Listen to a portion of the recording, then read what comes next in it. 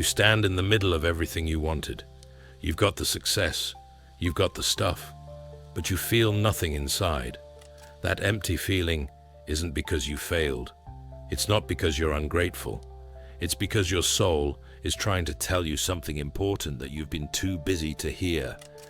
Have you ever wondered why you still feel hungry, no matter how much success you feed yourself? You wake up in your dream home, the one you worked so hard for, the one that cost you years of saying not yet to things that weren't about getting ahead. Your wins hang on the wall like trophies. The degree, the promotion, the proof that you've made it. Yet under the perfect picture of your life, there's an emptiness so deep, it echoes. Have you ever stood in the middle of everything you thought you wanted and felt? Nothing. That feeling isn't failure. It's not depression. It's not being ungrateful. It's an old wisdom trying to break through the noise. A deep knowing that you've been feeding the wrong hunger. We chase success like we're starving, don't we? Always hungry for the next win, the next bit of praise, the next rush that says, you're good enough now. But what if under that hunger is a deeper one? One that no job, no relationship, no purchase can ever fill. What if everything you're chasing is just a shadow of what your soul really needs? Our society has turned spiritual emptiness into ambition. It's built a maze where we wear ourselves out chasing praise and stuff, thinking movement is the same as meaning, and we run faster, do more, buy more, while the empty space inside only gets bigger. You didn't fail at success. You got good at the wrong thing. Look at the people you know who have it all, those perfect-looking lives. Do their eyes show peace, or just the endless search for the next thing? When did you last see someone truly happy with what they have? The worst part? We don't know what to call this hunger. We've been taught to mistake it for other things, to treat the symptoms instead of the cause. So we keep taking the wrong medicine, wondering why we still hurt. Today, we're going to name it. We're going to find where this hunger comes from. And I promise, what you learn might change everything you thought you knew about what you're really looking for in life.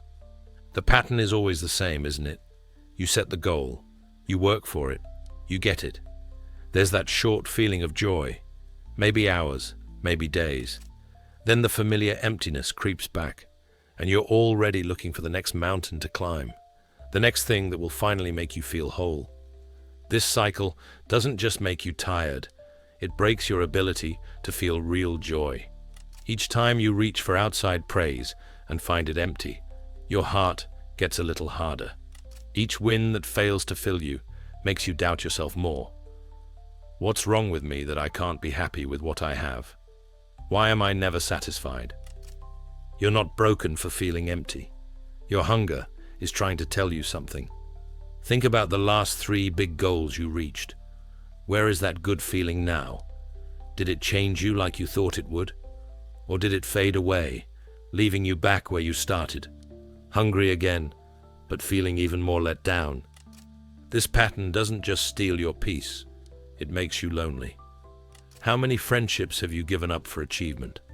How many moments of possible joy have slipped by because you were already focused on the next goal? The promotion comes with a private office where you spend more hours alone. The perfect body comes with strict rules that keep you from enjoying time with others.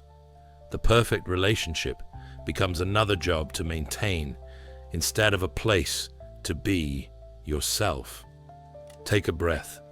Close your eyes for a moment and feel the weight of all the things you've chased that never really filled you. Who would you be if you stopped running? What would come up if you stood still long enough to feel what this hunger really is, instead of trying to shut it up right away? Drop a fire emoji in the comments if you felt this cycle of achievement and emptiness in your own life. If you've stood in the middle of success and thought, is this really all there is? Because here's the hard truth. This deep hunger isn't a problem to fix. It's a message to listen to. And until you learn what it's saying, you'll stay trapped in this endless cycle of spiritual starvation, dressed up as ambition. The thinker Blaise Pascal saw this problem hundreds of years ago. He wrote about the restlessness of the human heart, what he called a God-shaped hole. Pascal saw that humans have an endless emptiness that can only be filled by something endless and unchanging. Yet we spend our lives trying to fill this gap with things that don't last and achievements that fade. All of humanity's problems, Pascal said, come from man's inability to sit quietly in a room alone. This isn't just fancy thinking. It's a gut feeling about why you can have everything and still feel like you have nothing. This isn't just deep thinking. It's a truth that brain science is just starting to prove. When researchers at Harvard did a study on happiness, they found something surprising. A mind that wanders is an unhappy mind.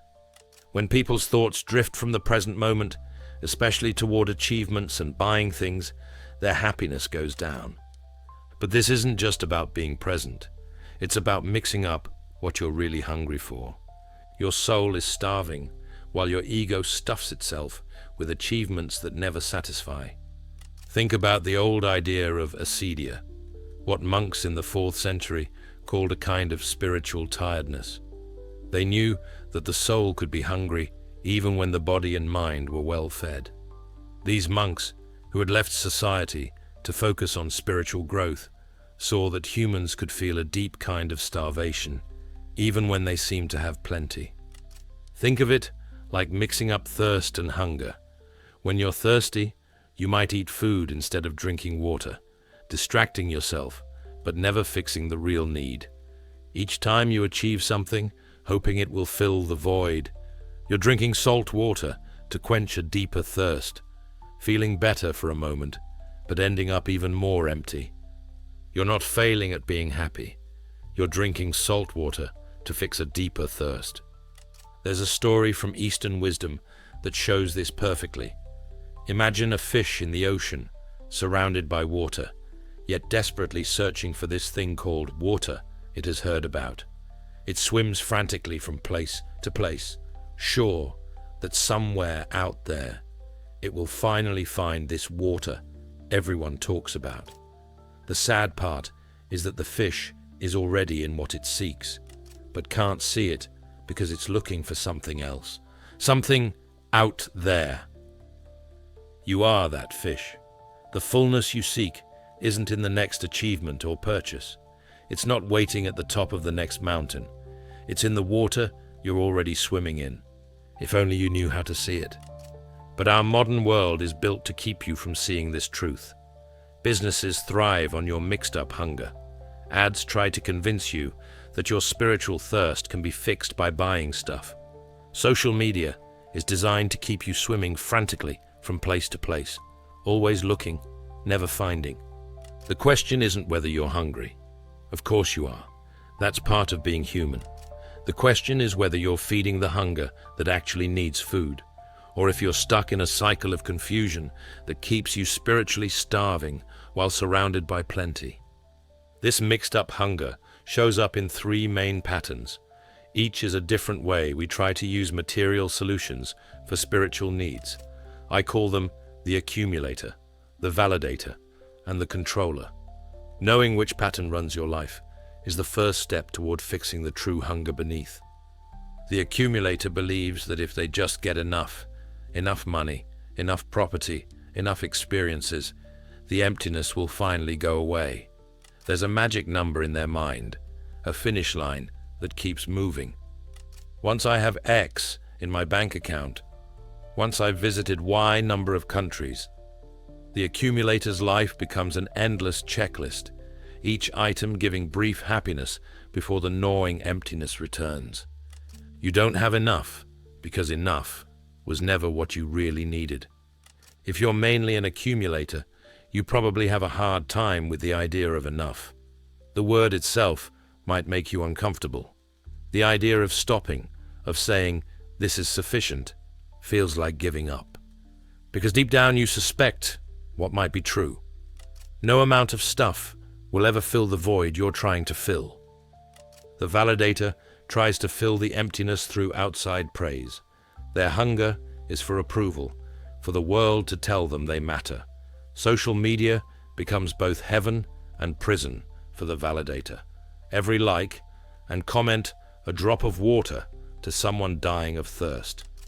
Work success matters not for the work itself, but for how others see it. Your tiredness isn't from the work, it's from the constant show of worthiness. If you're a validator, you likely find yourself always seeking approval in both obvious and subtle ways. You might change who you are in different social groups, becoming whoever you need to be to gain acceptance. The exhaustion you feel isn't just from the work you do, it's from the constant performance, the never-ending tryout for worthiness. The controller tries to fill the void through perfect management of their environment and life. If they can just get everything right, the perfect morning routine, the ideal diet, the best work process, then the emptiness will go away. For controllers, uncertainty is the enemy, and their hunger shows up as an endless need for mastery and control. Control isn't peace, it's exhaustion, wearing a mask of success. If you're mainly a controller, you might find yourself getting more and more isolated as your systems and standards become more rigid. Surprise and spontaneity feel threatening rather than fun. Your relationships might suffer because few can live up to your standards, and those who do may feel more like pieces in your puzzle than people with their own messy humanity. Pause for a moment. Which of these patterns do you see in yourself? In your striving, your planning, your endless quest for more? The sad part of all three patterns is that each one shows a basic misunderstanding of what feeds the human spirit. We are trying to satisfy soul hunger with material solutions, wondering why we stay starved. You don't need to explain this confusion. Our whole culture is built around reinforcing these substitutions. From childhood, we're taught that achievement equals worth, that accumulation equals security, that control equals peace. These messages are so common that questioning them feels like questioning reality itself. But what if the hunger beneath all hungers isn't for more, for better, or for perfect? What if it's for something completely different? Think about the moments in your life when you felt most fulfilled, not just pleased or satisfied, but deeply, soulfully fed. Was it when you hit your sales target? When you finally bought the fancy car? When your morning routine went exactly as planned? Or was it in moments of real connection, of being so into creating something that you lost track of time, of giving without expecting anything back, of letting go to something bigger than yourself? Your soul isn't hungry for achievement, it's hungry for aliveness. The thinker Simone Weil described attention as the rarest and purest form of generosity. What she understood, what so many wisdom traditions have seen, is that our deepest hunger is not for achievement or getting stuff, but for presence, for the ability to be fully awake to our lives as they happen. This isn't some abstract spiritual idea, it's brain science. When researchers look at the brain states linked to lasting fulfillment, they don't find them in the short pleasure hits of achievement and buying things. They find them in states of flow, in deep connection, in acts of selfless service, in experiences of awe and wonder. You don't need to explain missing this. Everything in our culture is designed to point your attention outward, toward the next achievement, the next purchase, the next level of social approval, to turn your attention inward, to question whether these things actually satisfy, is revolutionary and threatening to systems that profit from your continued hunger. One truth starts to emerge. What if the hunger you feel isn't meant to be permanently satisfied? What if, instead of being a problem to solve, it's a compass to follow? What if this emptiness that stays beneath all your achievements isn't a sign of failure, but an invitation to go deeper? Stop fighting the hunger. Start listening to what it's actually telling you. Let's be really honest. Who are you without your achievements? Who are you without your carefully crafted image? Who are you when all the outside markers of success are taken away? If that question makes you uncomfortable, it should, because most of us have so completely merged our identity with our accomplishments that the line between who we are and what we do has disappeared. We've become human doings rather than human beings. You didn't lose yourself. You traded yourself for an achievement machine. This merging explains why success fails to satisfy. When achievement becomes identity, enough is never enough. Each peak reached just shows another, higher peak. Each goal reached becomes not proof of your worth, but evidence that you need to set a higher goal. Who gets mad when you grow beyond what they expect from you? Who gets uncomfortable when you start questioning the hamster wheel of achievement? Who in your life wants you to stay hungry in all the wrong ways? The most sneaky voice will be your own.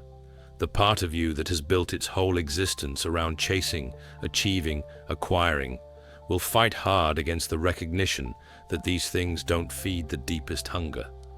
That voice will tell you that you're just not trying hard enough, not achieving enough, not optimizing enough. You don't need to explain why you listened to this voice for so long. It's been made louder by every institution and relationship that benefits from your continued striving. Take a breath. Feel the weight of the identity you've built and how tired you are from keeping it up. But what if there's another voice, quieter, deeper, more true, that's been trying to reach you all along? The voice that knows that no achievement, no possession, no outside validation will ever be enough, because that's not what you're actually hungry for. This is where the real change begins, not with another strategy for success, but with a basic shift in understanding what success actually is. Remember, the fish doesn't need to find water. It needs to recognize that water is what it's been swimming in all along. Similarly, the nourishment your soul craves isn't something you need to achieve or acquire. It's something you need to recognize and receive. Who would you be if you stopped trying to fill the void and instead learned to live with it? What would show up if you allowed yourself to feel the full depth of your hunger, instead of immediately trying to silence it with achievement, acquisition, or approval? You don't need to explain your hunger. It's not a flaw to fix, but a door to walk through. This is the soul punch. Everything you've been chasing is a shadow of what you actually seek, and what you actually seek can't be chased at all. It can only be received. Return to that dream home, that achievement, that perfect life you've built.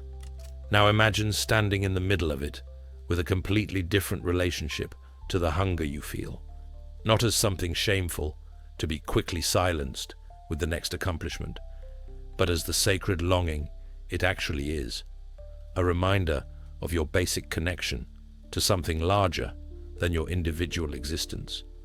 What changes when you stop trying to fill the void and start listening to what it's telling you? Everything. The chase never filled you because you were never meant to be filled. You were meant to be awakened. You begin to recognize the moments of true nourishment that have been available all along, in the quality of your attention, in the depth of your connections, in the alignment of your actions with your deepest values. You start to tell the difference between the empty calories of outside validation and the real food of meaningful engagement with your life. The accumulator begins to understand that abundance isn't measured in possessions, but in presence. The validator discovers an internal source of worthiness that no outside recognition can give or take away. The controller learns that peace comes not from perfect planning, but from graceful surrender to the mystery of existence. This doesn't mean you stop achieving or creating or improving, but your relationship to these activities changes completely. They become expressions of your being rather than attempts to earn your right to exist. They become offerings rather than demands. And strangely, when approached this way, they often bring greater outside success. But that's no longer the point. The hunger beneath all hungers isn't a curse. It's your birthright, the sacred restlessness that keeps you from settling for less than what your soul came here to experience. It's not meant to be permanently satisfied, but continually honored. It's the compass that keeps pointing you toward deeper truth, greater love, more authentic expression. You don't need to explain honoring this hunger.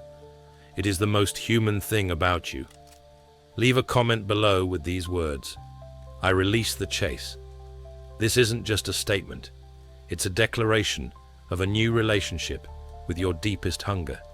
It's permission to stop running after substitutes and start receiving what's been available all along. This recognition that what you've been chasing isn't what you truly hunger for is just the beginning of the journey. Because once you stop mixing up your hunger, a whole new landscape of possibility opens up. In my next video, we'll explore the ancient practices from wisdom traditions that actually feed the soul's true appetite. We'll look at how to tell the difference between the empty calories of ego gratification and the real nourishment of spiritual fulfillment. And I'll share specific practices that help you maintain this awareness, even in a culture designed to keep you confused about what you're really hungry for. This isn't about giving up achievement or material comfort. It's about putting these things in their proper place, as potential expressions of your being, rather than attempted solutions to existential emptiness. If today's message hit home for you, subscribe and hit the notification bell. Join a community of people who are brave enough to question the common stories about success and fulfillment, who are committed to feeding the hunger that actually matters. The path we're walking together isn't easy, but it's real. And in a world of increasingly fancy substitutes, that reality is the nourishment your soul has been craving all along. There's a story about a teacher who asked his students, "How do you know when you've had enough to eat?" One student answered, "When my stomach is full." Another said, "When I no longer feel hunger." The teacher shook his head at both answers. "You know you've had enough," he said, "when you recognize what you were hungry for in the first place." The void isn't the enemy, it's the doorway. The emptiness you feel isn't proof of your failure, it's proof of your vastness. The void that stays beneath all your achievements isn't waiting to be filled. It's waiting to be recognized as the space where your true life happens. Stop treating your hunger as a problem to fix. Start seeing it as the most trustworthy guide you have, the constant reminder that you were born for more than consumption and production, more than validation and control, more than the endless cycle of desire and temporary fulfillment. Your hunger is not a mistake. It is the echo of the infinite within the limited, the sound of your soul remembering what it knew before the world taught you to forget. You were taught to stay full, but your emptiness was never the problem. Listen to it, honor it, feed it what it actually craves, and watch as the life you've been chasing is shown to be a pale copy of the one that's been waiting for you all along. Here, now, in the depths of your own being. The real hunger has never been for more. It's been for deeper. And deeper is available right now, if only you have the courage to stop running and feel the sacred emptiness that's been trying to speak to you all along.